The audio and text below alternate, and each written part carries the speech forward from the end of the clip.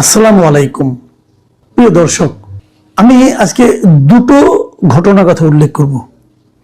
দুটো ঘটনা আসলে দু ধরনের, কিন্তু দুটোর সঙ্গে একটা মিল আছে। মিলটা হলো এমন জায়গায় যে আমরা যে নতুন সরকার পেয়েছি, এই নতুন সরকারের আমরা এর মধ্যে বহুবার আমাদের যিনি মাননীয় প্রধানমন্ত্রী আছেন তারেক রহমান, তার বিভিন্ন কর্মকাণ্ড, কথাবার্তা, আচার আচরণকে আমরা নানাভাবে প্রশংসাই করছি, কারণ আমরা এর মধ্যে একটা নতুন কিছু যেন দেখতে পাচ্ছি।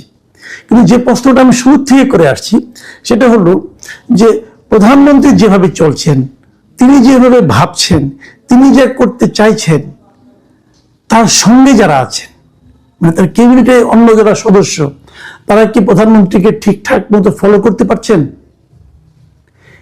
আমি দুটো ঘটনার কথা বলবো। প্রথমত একটা ঘটনা, কদিন আগে, দুদিন আগে চট্টগ্রামে একটা ব্যাপক জলাবদ্ধতা হয়। এই জলাবদ্ধতার নিউজ আমরা দেখেছি। দুদিন আগে আমি প্রথম আলোতে একটা নিউজ দেখলাম যে মাত্র 10-15 মিনিটের মধ্যে একটা খাবারের দোকান কিভাবে নষ্ট হয়ে গেল।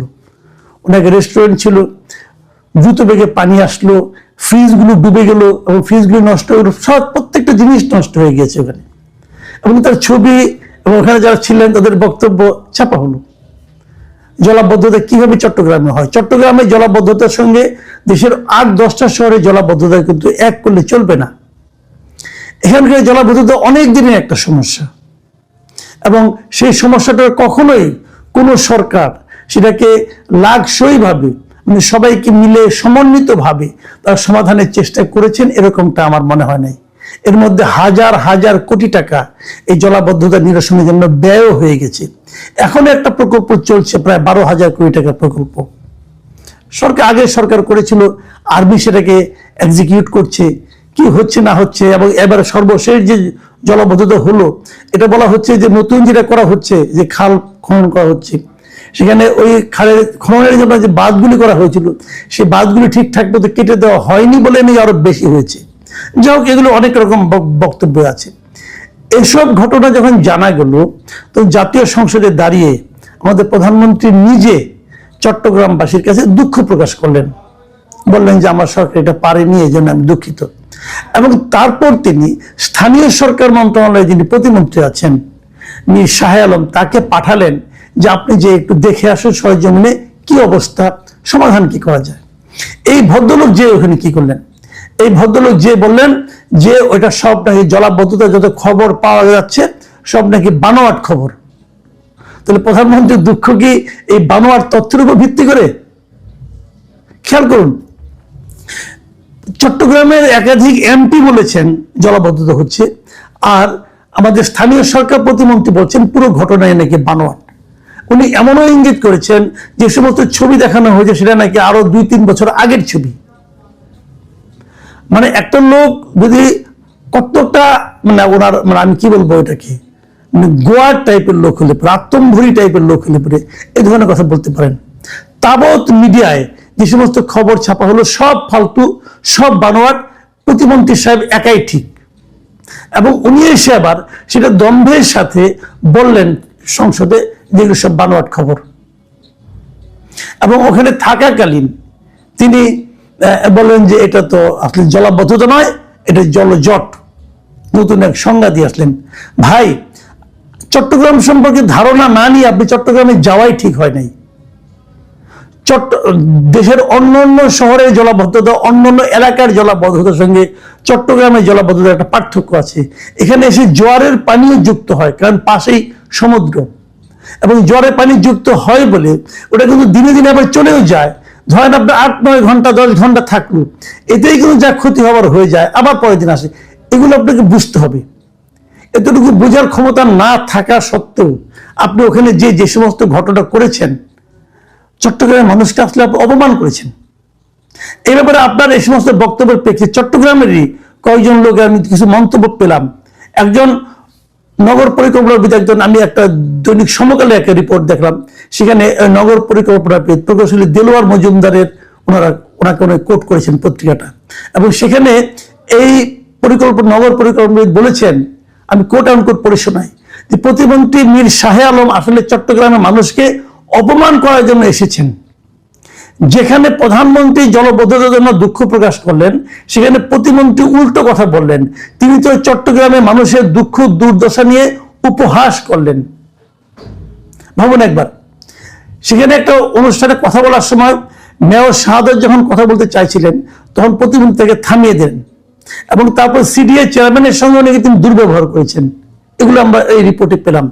এবং এই দেলোয়ার মজুমদার আরো বলেছেন প্রকৌশলী যে কারোর সঙ্গে দুর্ব্যবহার বা জলাবদ্ধতাকে অস্বীকার করলে তো সমস্যার সমাধান হবে না, সংকটটা কোথায় সেটা দেখতে হবে। 8 বছরেও কেন সিডিএর মেগা জলবদ্ধতা প্রকল্প শেষ হলো না, সেসব দেখা দরকার। এখন প্রতিমন্ত্রী সেসব না করে জলাবদ্ধতার নতুন সংজ্ঞা দিলে তো হবে না। তিনি বলতে পারতেন সরকার মাত্র এসেছে, কেন জলাবদ্ধতা হচ্ছে সেটা খতিয়ে দেখা হবে, জলাবদ্ধতা হয়নি এই মিথ্যা কথা বলার কি দরকার ছিল। তার মানে এই যে মীর শাহ আলম সাহেব উনি এখানে গেলেন, প্রতিমন্ত্রী যে সমস্ত কথাবার্তা বললেন, যা আচরণ করলেন, তাতে কিন্তু উনি বলতে গেলে চট্টগ্রামের মানুষকে অপমান করেছেন, চট্টগ্রামের মানুষের কাছে সরকারের ভাবমূর্তি নষ্ট করেছেন এবং এবং প্রধানমন্ত্রীর যে বক্তব্য সেটাকে পর্যন্ত উনি অবহেলা করেছেন। কেন? ওনার এই সমস্ত কথাবার্তার মাধ্যমে, এগুলো তো আসলে অজ্ঞতা এবং মূর্খতার কারণে হয়েছে। এই কথাবার্তার মাধ্যমে সরকারের ভাবমূর্তি কি চট্টগ্রাম উজ্জ্বল হলো?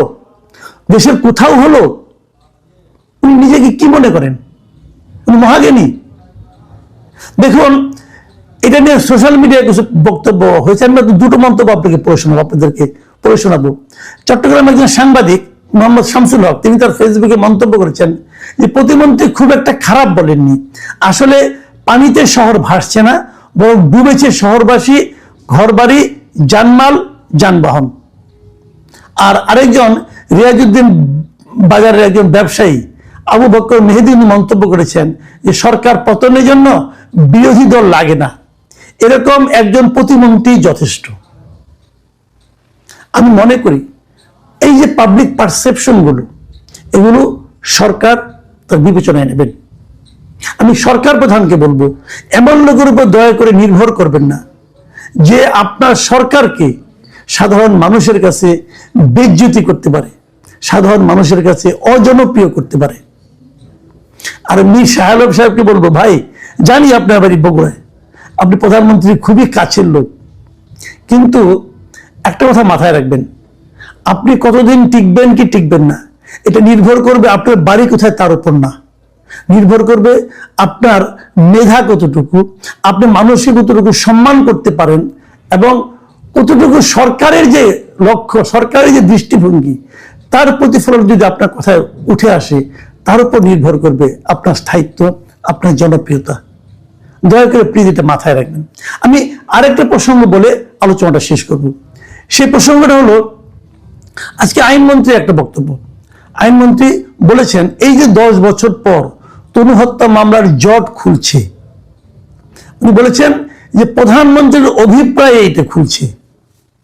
মানে প্রধানমন্ত্রী ঈদের দিন একটা নিউজের কাটিং ওনার কাছে পাঠিয়ে বলেছিলেন যে এই মামলাটা কেন এতদিনে হচ্ছে না, এবং এই প্রধানমন্ত্রীর এই অভিপ্রায়ের কারণে সুদীর্ঘ 10 বছর, ওনার ভাষায় উনি যেটা বলেছেন আইনমন্ত্রী, যে প্রধানমন্ত্রীর অভিপ্রায়ে সুদীর্ঘ 10 বছর পর এই মামলার জট খুলতে শুরু করেছে। ইতিমধ্যে একজন আসামিকেও গ্রেপ্তার করা হয়েছে। এবং এই কথা বলার মাধ্যমে উনি কিন্তু প্রধানমন্ত্রীর প্রশংসা করলেন, তাই না? এবং আমরা যদি এই জিনিসটাকে মাথায় রাখি, আমরা কিন্তু শেখ হাসিনার আমলের একটা প্রবণতা দেখতে পাই। সেই প্রবণতাটা হলো, যে কোনো কিছু ভালো কাজ হচ্ছে চট করে শেষ সময় দেখতাম বলতে প্রধানমন্ত্রীর অভিপ্রায়ে এটা হয়েছে, প্রধানমন্ত্রীর হস্তক্ষেপে এটা হয়েছে, প্রধানমন্ত্রী বলেছেন বলে হয়েছে। এই যে মানসিকতাটা, এই মানসিকতার মাধ্যমে ওই সময়ে প্রধানমন্ত্রীকে এক ধরনের তেল দেওয়া হতো, নির্জলা তেল, এবং মানুষের কাছে বলার চেষ্টা করা হতো আমরা কোনো মন্ত্রী কোনো কাজ করি না, যা কিছু করেন প্রধানমন্ত্রী, এবং উনি করেন বলে আমরা করি, উনি আছেন বলে আমরা আছি, উনি বলেন বলে দেশটা এরকম ভালো চলছে। এই যে প্রবণতাটা, এই প্রবণতাটা ওনাকে আসলে তেল দেওয়া হয় না, ওনার ক্ষতি করা হয়। দেখুন আরেকটা মামলা, যেমন আমি একটা কথা বলি, আমাদের প্রফেশনে একটা মামলা আছে, যে আমাদের সাগর রনিকে হত্যা করা হয়েছে, সেটা তো আজকে 1 দশকের 1 যুগেরও বেশি সময় হয়ে গেল। এখন আমরা কি বলবো এটার মধ্যে প্রধানমন্ত্রী হাত দেন?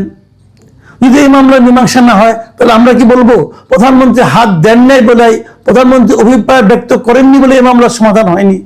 এটা আমরা বলবো? প্রধানমন্ত্রী যখন অন্য কোনো মন্ত্রণালয়ের একটা বিষয়ে অভিপ্রায় ব্যক্ত করেন, তখন বুঝতে হবে প্রধানমন্ত্রী আসলে ওই মন্ত্রণালয়ের কর্মপদ্ধতির ব্যাপারে অসন্তোষ প্রকাশ করলেন। প্রধানমন্ত্রীর অভিপ্রায়ের কথা আমরা জানবো কেন? আমাদের জানার তো কোনো প্রয়োজন নাই।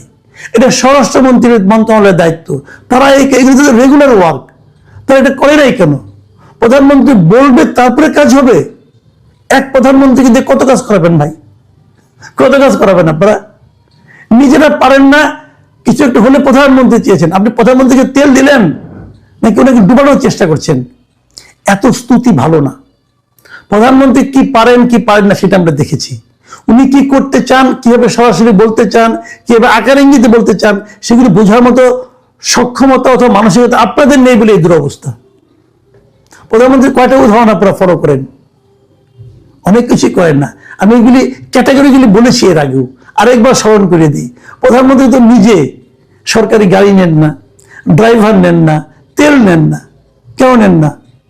উনি আপনাদের জন্য একটা উদাহরণ তৈরি করেছেন। সেই উদাহরণটা ফলো করেন, তাহলে বুঝবো যে আপনাদের মন মানসিকতা এরকম। আপনারা তো প্রধানমন্ত্রীর চেয়ে কম ধনী না, আপনাদের হলফনামা আমি দেখেছি, ওইটা তো ফলো করেন না। কাজেই অপ্রয়োজনীয় তেল দেওয়ার কোনো দরকার নাই। আমি মনে করি আমি প্রধানমন্ত্রীকে অনুরোধ করব, দেখুন আমরা জানি আপনি একা অনেক কিছু করতে চান, কিন্তু আপনি একা অনেক কিছু করতে পারবেন না যদি আপনার সহকর্মীরা আপনাকে সহযোগিতা না করেন। তাদেরকে বোঝান, তাদেরকে প্রভাবিত করার চেষ্টা করেন যে ভাই প্রত্যেকটা কথা আমি বলতে চাই না, আপনারা কি জানেন না কি করতে হবে, সেগুলো করেন। আপনারা জানেন মনে করেই তো আপনাদের এই দায়িত্বটা দেওয়া হয়েছে। প্রিয় দর্শক, আমরা জানি না আগামীতে ওই মন্ত্রীরা কি ভাববেন, কিভাবে কি করবেন। তবে আমরা আশা করব, আমরা এই সরকারের সাফল্য চাই, এবং সেই সাফল্য কেবল তখনই নির্ভর করবে যখন প্রধানমন্ত্রীর সঙ্গে ওনার পুরো টিম একীভূত হয়ে একসঙ্গে ঐক্যতানের মাধ্যমে একটা কাজ করতে পারবে। এখন এ পর্যন্তই। আল্লাহ হাফেজ।